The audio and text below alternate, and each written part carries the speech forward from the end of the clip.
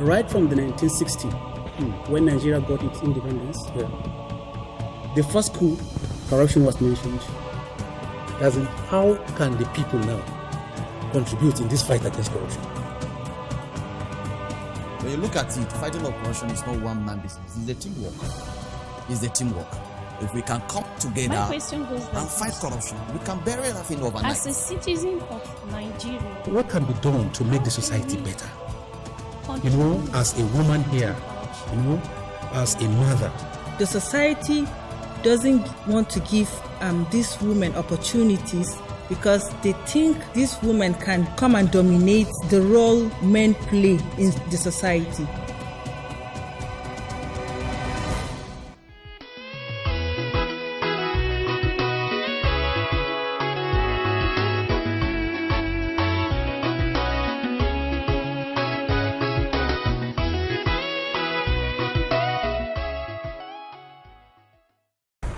Hello and welcome to this week's episode of the program Corruption and Society.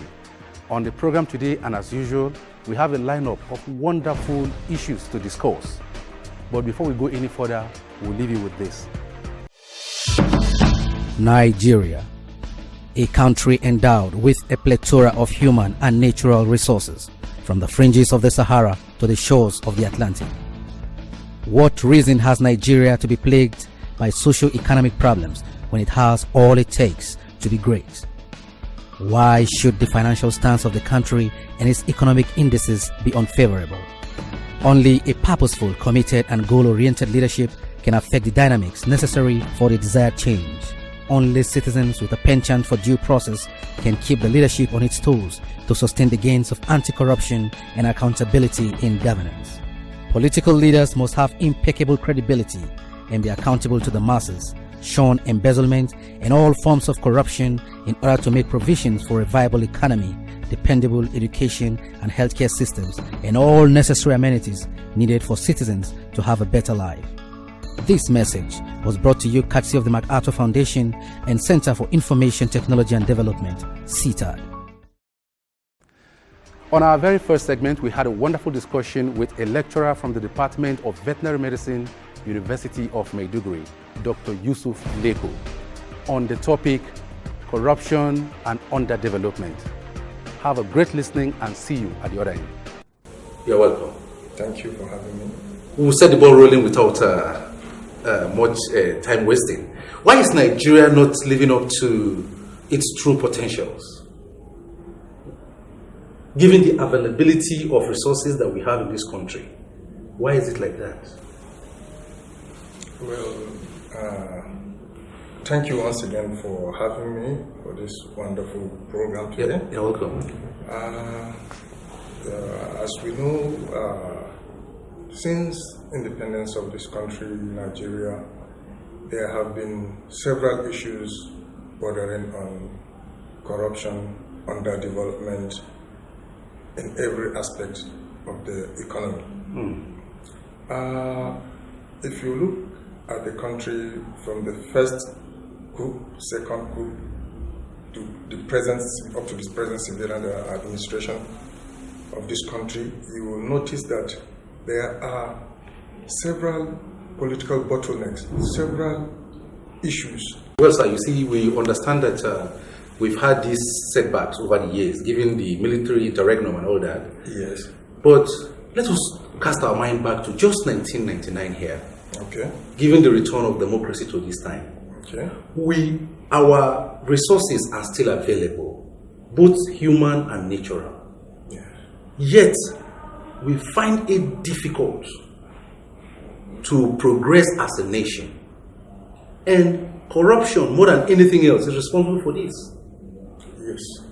So, you have been to Malaysia and Southeast Asia. You've had experience over the years. Now, given your experience, how did the Asians get it right? How did they get it right? And what can we do here in Nigeria to learn from them and to improve as a people in terms of our economy and then development? You see, for us to move forward as a nation in Nigeria, we have to make sacrifices. Okay. What are those sacrifices? The Asian countries that you mentioned, like in Malaysia, Thailand, South Korea, and China, since from inception, the leaders and the people of those nations have made a lot of sacrifice in terms of self-discipline, patriotism. They have don't do away with corruption. And it started when the leaders of these countries decided that, okay, they are going to give power to judiciary. You see, when there is power to judiciary and there is freedom of the press, and like in Singapore, the Corrupt Practices Investigation Group, when I was reading one of the speech by Mohammed Ali, that is the acting director of Singapore, he said they were able to achieve this from the former President Lee Kuan Yew because of they have given priorities to 3 areas. What are those? Which are education, judiciary, and freedom of expression. Oh, great. For the education, what they were able to do then was that they tried to change right from onset of the children. Immediately, these children are in their primary schools. They were meant to understand that their services is to their country. These children were taught self-discipline and patriotism. So from initial stage, their mindset had been changed to know that yes, whatever they are doing is not to themselves, but as a service to their country. Okay. You see? So that is the perception the children were given up to adulthood. That is why if you go to Singapore, immediately you are landing at the airport, you will notice that country is quite different. From the airport, you will notice that the people are such a serious people that you can't mess with them. You don't even, the way they will search you, immediately they heard that you are Nigerian, the way they search and check your goods and everything is quite different from other countries. Oh, wow. They don't take issue of corruption, drug trafficking lightly. So you see, with these issues, everybody in the country knows that you have to obey the laws that have been set in those countries. So the independence of the judiciary, once a government official has been caught up in a corruption case, definitely he knows that he or she will not be free because the law will definitely caught up with him. As you can see in other countries, whereby even serving government officials. Yes. Oh, wow. Immediately after 2 weeks of court judgment, you'll be executed. So definitely, you know that everybody in that country will definitely have to sit up. So what will you advise? You see, do we have to go to such extreme measures before Nigeria can be turned around? Because our own class of corruption seems to be endemic. You know, it is so deeply rooted in the average Nigerian that it's like as if we will not have any headway going forward. So, what will you advise that we do in Nigeria, like the leadership, not just the leadership, the followership, both the people and the government? What can they do to turn these things around, to effectively fight corruption? Okay. Let me start. First and foremost, we look at what are the causes of corruption in Nigeria. Okay. You see, there is high rate of poverty. Yeah. There is acceptance of corruption by most people in Nigeria. We see it as a normal thing, as a norm. See, there is greed, indiscipline, lack of patriotism, lack of freedom to the press, and lack of independence of the judiciary. All these are factors that contributed to the endemicity of corruption in Nigeria. So, what we can do as a nation is to strengthen our agencies, the anti-graft agencies, such as the Independent Corrupt Practices, the ICPC, and the EFCC, and judiciary. People think these anti-graft agencies are used to witch hunt political opponents. Well, Well, to some extent, you are right. Because, yes, to some extent, just like I said. So, how can these people be really independent? It is when they are independent that they can operate the way you are suggesting. Because as it is now, he who pays the piper dictates the tune. Their paymaster is the government. So the government will determine how they operate. Exactly. So what will you advise? So at such instant, the judiciary have to come, the legislative, there is both the green chamber and the red chamber has to come in. Okay. We have to strengthen our laws to give 100% independence to these anti-graft agencies. All right. So that they can perform independently without interference of the government. Thank you very much. Thank you. Please go ahead. I'm just enjoying what you are saying. Okay.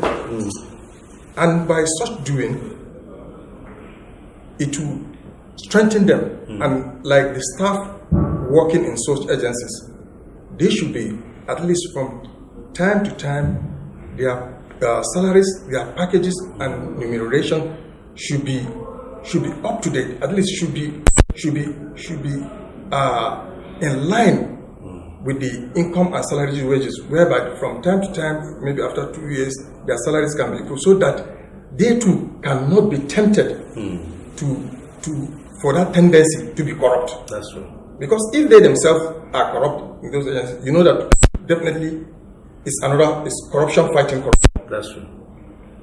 So I expect the government to increase the welfare of those agencies, increase funding of those agencies, and there should be non-interference in those agencies. In their activities. Thank you very much. Corruption has been responsible for the underdevelopment of Nigeria, even though the country is richly blessed with abundance of human and natural resources. So my guest has been doing very well on this show. He is no other person but Dr. Yusuf Leko of the Department of Veterinary Medicine, University of Maiduguri.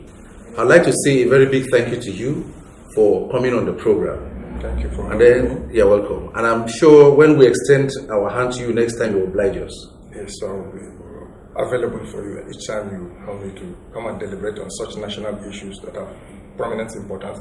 I'll be glad to be here. Thank you very much. Thank you. You're welcome back. It's time for us to go to the streets to sample opinion of respondents on our topic for today. By the time we return, we'll continue with the rest of the program.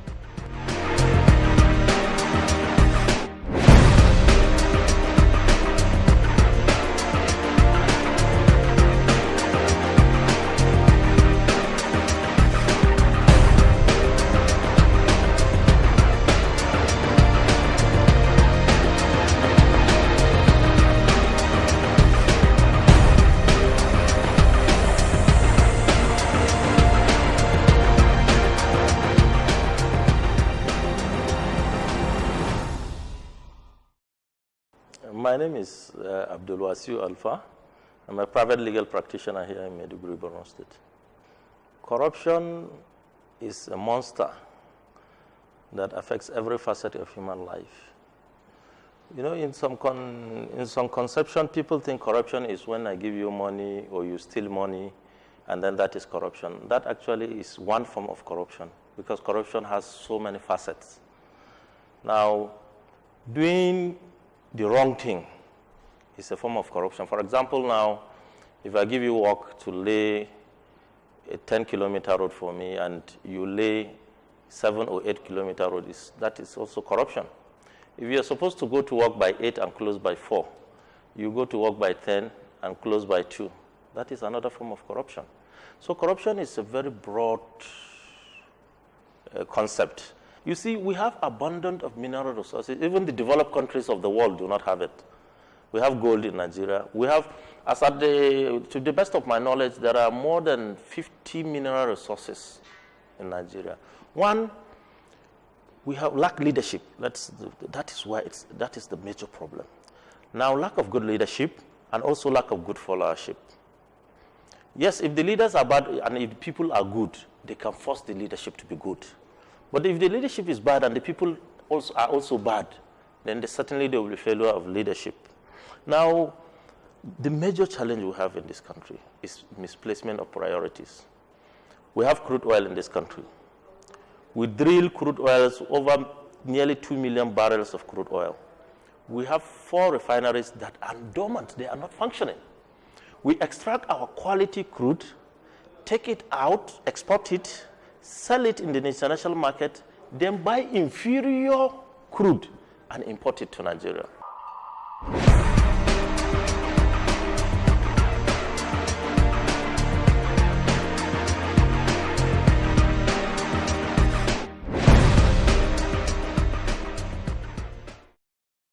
My name is Muhammad Umaru. I'm the immediate past chairman, MBA Maiduguri, and currently I am the NEC rep of MBA Maiduguri. Indeed, corruption really affects development in Nigeria. The simple way to know that is that if you track all the projects budgeted to be done within the budget period of January to December, you will see that at the end of the day, due to the corruption, you hardly see 50% of those projects being executed. What made that project not to be completed is because of corruption. What are the corruptions there? Is the money not released? No. But the process of releasing the money to the contractors, you will see that there are some middlemen, be it the civil servants, be it the go-between the civil servant and the contractor, or go between those who sells the property or the materials to the contractor for him to effect the contract or finish the contract. You will see the corruption is too much there. Let me give an instance where a contract of 1 billion is given. Sometimes kickback of it is more than 10% of the 1 billion. Some other times you have to give appreciation to some other people, be it civil servants or other intermediaries between the government or the civil servant and the contractor himself. Then you see that they are, when you quantify at the end of the day, they are up to like 30 to 40% of the contract sum. At the end of the day, how will you expect the contractor to execute the contract perfectly and have good materials for those projects?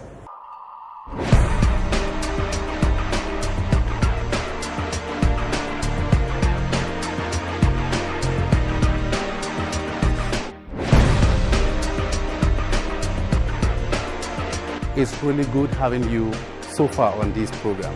But before we go, I will leave you with a mini documentary on our topic for today. At the attainment of political independence in 1960, Nigeria as a sovereign state had the economic potential and numerical strength to become a global player in all ramifications. Nations of the world recognized this potential spot on, and the country became one to reckon with in the Committee of Nations. The availability of diverse natural resources and human capital can never be overemphasized. This is because countries with far less resources have been able to harness the little at their disposal for the benefits of their people. The infrastructural deficit and economic downturn plaguing Nigeria today is not a function of scarcity of human and natural resources, but a dysfunctional socio-political structure and profoundly entrenched corruption in an unproductive economy. Over the years, endemic corruption and lack of accountability in government has been responsible for widespread poverty, weak institutions, political instability, and social conflicts bedeviling Nigeria from the fringes of the Sahara to the shores of the Atlantic. If these problems confronting the country are not combated, Nigeria will remain underdeveloped, its abundant resources notwithstanding. At independence in 1960, Nigeria had the potential of becoming a force to reckon with on the international stage. Endemic corruption and lack of accountability over the years, however, has stunted the growth and development in the country. So much so that countries in Southeast Asia that couldn't measure up to the potential greatness of Nigeria now have heads and shoulders development over the country. If corruption is not decimated in Nigeria, Nigeria's growth and development will be decimated by corruption.